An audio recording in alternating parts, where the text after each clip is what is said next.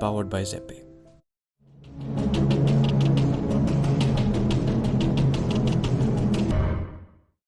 आप थोड़ा सा हमें ये बताइए कि स्मार्ट कॉन्ट्रैक्ट क्या होता है जो ऐड हो जाता है।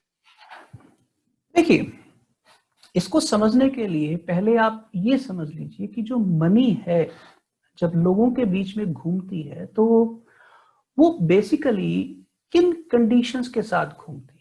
देखिए, फैक्ट ये है कि जो कैश की ट्रांजैक्शंस होती हैं वो असल में बहुत कम होती हैं, क्योंकि कैश की ट्रांजैक्शन का मतलब है कि एक हाथ ले एक हाथ दे, तो ये सिंपल लेन देन है, ट्रांजैक्शन ही उसी समय सेटल होती है।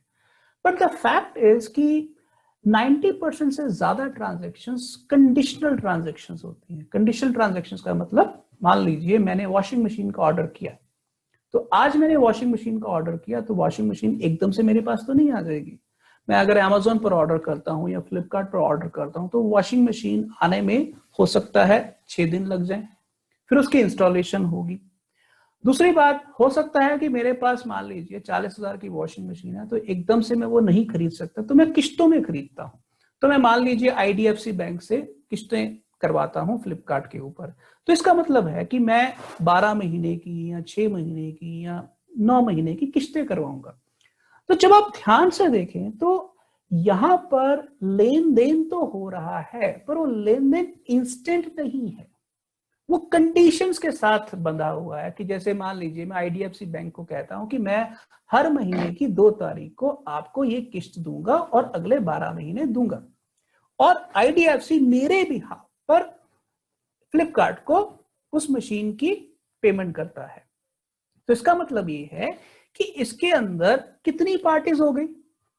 फ्लिपकार्ट एक पार्टी हो गया, आईडीएफसी बैंक एक पार्टी हो गया, जो डिलीवरी कर रहा है वो एक पार्टी हो गया, जो इंस्टॉलेशन कर रहा है वो एक पार्टी हो गया। ठीक, जब आप ध्यान से देखें तो इकोनॉमी के अंदर ऐसी बहुत सारी ट्रांजैक्शंस होती हैं, रादर मेजॉरिटी ऑफ जैसी ट्रांजैक्शंस होती हैं वो ऐसी कंडीशंस के अंदर बंधी हुई ट्रांजैक्शंस होती हैं। जैसे आपके होम लोन की ट्रांजैक्शंस हैं, आपके बच्चे की फीस, स्कूल फीस की ट्रांजैक्शन, ये सब कंडीशनल ट्रांजैक्शंस है। तो कंडीशनल ट्रांजैक्शंस के अंदर बेसिकली आप एक तरह से कॉन्ट्रैक्ट वर्ल्ड में होते हैं, चाहे वो फाइनेंशियल कॉन्ट्रैक्ट्स हैं चाहे वो सिविल कॉन्ट्रैक्ट्स हैं, पर वो कॉन्ट्रैक्ट्स होते हैं।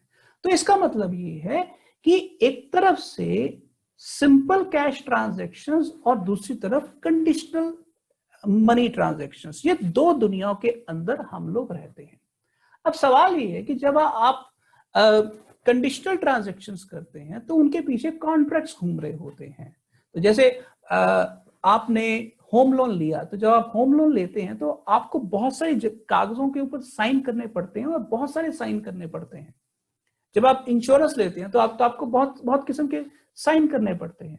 तो ये साइन किस चीज के हैं? ये साइन बेसिकली इस बात के हैं कि उस कॉन्ट्रैक्ट की कंडीशंस को आप अप्रूव कर रहे हैं।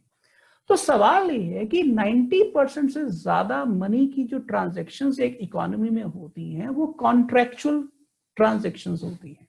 अब इन सारी ट्रांजैक्शंस को थोड़ा सा ध्यान से आप डिजिटल को और ऊपर के लेवल पर ले जाए। कहने को आपने आईडीएफसी के साथ एक डिजिटल ट्रांजैक्शन की और फ्लिपकार्ट से आपने वॉशिंग मशीन खरीद ली, पर अगर मैं मान लूं कि ये ट्रांजैक्शंस के अंदर मुझे आईडीएफसी बैंक की बजाय, मैं रुपी की ट्रांजैक्शन की बजाय इथीरियम के अंदर ये ट्रांजैक्शन करना चाहता हूं, तो आईडीएफसी के साथ आपका क्या कॉन्ट्रैक्ट था कि भाई मैं 12 महीनों में महीने की हर 2 तारीख को आपको इतने पैसे दूंगा।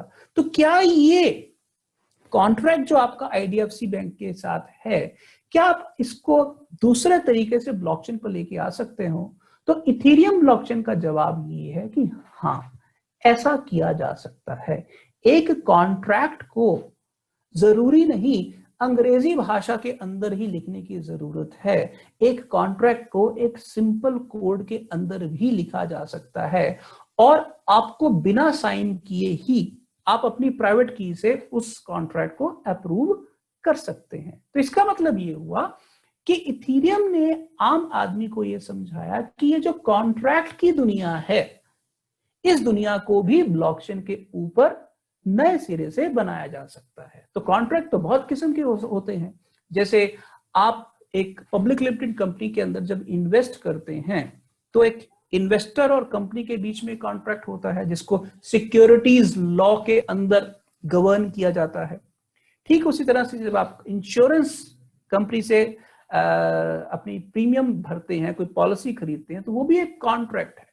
तो स्मार्ट कॉन्ट्रैक्ट की दुनिया जो इथेरियम ने इंट्रोड्यूस की वो ये कहती है कि इन सभी कॉन्ट्रैक्ट्स को आप एक कोड के जरिए ब्लॉकचेन के ऊपर डिप्लॉय कर सकते हैं, और उसके लिए आपको किसी भी सिंगल पार्टी की जरूरत नहीं है, चाहे वो आईडीएफसी बैंक हो, चाहे कोई इंश्योरेंस कॉर्पोरेशन हो। ये आप डिसेंट्रलाइज तरीके से कर सकते हैं। तो इसका मतलब ये है कि ये कोड ही उस कॉन्ट्रैक्ट की सारी कंडीशंस को पूरा करेगा। तो इसलिए स्मार्ट कॉन्ट्रैक्ट अपने आप में एक नई दुनिया खोल रहा है, जहां पर जो बिटकॉइन ने मनी को कैश, डिजिटल कैश बनाया था, वहीं पर ये स्मार्ट कॉन्ट्रैक्ट मनी को कैश के साथ साथ कैपिटल और यूटिलिटी भी बना देता है। इसका मतलब ये है कि अब अगर आपको एक कोई नया प्रोजेक्ट क्रिएट करना है, उस प्रोजेक्ट के लिए पैसे चाहिए, तो आप उस प्रोजेक्ट के लिए पैसे इथेरियम के ऊपर स्मार्ट कॉन्ट्रैक्ट डिप्लॉय करके रेज कर सकते हैं। आपको कोई इंश्योरेंस की एप्लीकेशन बनानी है तो आप इथेरियम के ऊपर स्मार्ट कॉन्ट्रैक्ट के जरिए बना सकते हैं। तो एक स्मार्ट कॉन्ट्रैक्ट हो सकता है 20 लाइनों के कोड में भी लिखा जाए, और हो सकता है 2000 लाइनों के कोड में भी लिखा जाए। तो ये यूटिलिटी के मुताबिक, कॉन्टेक्स्ट के मुताबिक बनाया जा सकता है। तो एक तरह से बिटकॉइन के बाद जब इथेरियम ने स्मार्ट कॉन्ट्रैक्ट्स की दुनिया ऑफर की, लोगों की सोच के अंदर, कल्पना के अंदर इसको ऑफर किया, तो लोगों को लगा कि जहां पर लॉजिक है वहां पर कोड बनाया जा सकता है। तो जहां पर लॉजिक और कोड है वहां पर स्मार्ट कॉन्ट्रैक्ट ब्लॉकचेन के ऊपर लिखा जा सकता है। तो आज की तारीख में दुनिया में जो सबसे भारी रिसर्च और इनोवेशन हो रही है वो असल में ब्लॉकचेन की दुनिया में उतनी नहीं हो रही जितनी स्मार्ट कॉन्ट्रैक्ट्स की दुनिया के अंदर हो रही है। और अगर मैं इसको सीधे तौर पर कहूं कि अगर ब्लॉकचेन की टोटल मार्केट कैप आज की तारीख में $370 बिलियन है, तो इस $370 बिलियन में से जो 40% के आसपास मार्केट कैप है वो स्मार्ट कॉन्ट्रैक्ट्स की बदौलत है। तो इसका मतलब ये है कि ये स्मार्ट कॉन्ट्रैक्ट्स एक ऐसा आविष्कार है जो ब्लॉकचेन की दुनिया को उस लेवल पर लेके जाएगा जब दुनिया के अंदर बिना सिंगल पार्टी कंट्रोल के आप हर किस्म की इंश्योरेंस, हर किस्म की इन्वेस्टमेंट, हर किस्म की ईएमआई कर सकेंगे, और ये एक तरह से मशीन लैंग्वेज ड्रिवन सिस्टम हो जाएगा। आप आज से 10 साल बाद अगर मैं देखूं तो आप एक गाड़ी में बैठेंगे और गाड़ी ही आपको सेंस कर लेगी और आपको कहेगी कि भाई आपको इस गाड़ी के अंदर बैठने के लिए इंश्योरेंस चाहिए कि नहीं। एक माइक्रो इंश्योरेंस कॉन्ट्रैक्ट किस्म का होगा। आप एक कॉन्ट्रैक्ट लेते हैं और वो कॉन्ट्रैक्ट सारा का सारा स्मार्ट तरीके से ऑपरेट हो रहा होगा, और ये सारी की सारी चीजें इस तरह से काम कर रही होंगी कि दुनिया के अंदर किसी भी देश में चले जाइए तो वो स्मार्ट कॉन्ट्रैक्ट्स आपके साथ काम कर रहे होंगे। तो ये एजुकेशन की दुनिया के भी अंदर होगा, इन्वेस्टमेंट की दुनिया के अंदर भी होगा, और बहुत सारे अलग अलग एरियाज के अंदर होगा। और ये भी एक शुरुआत है।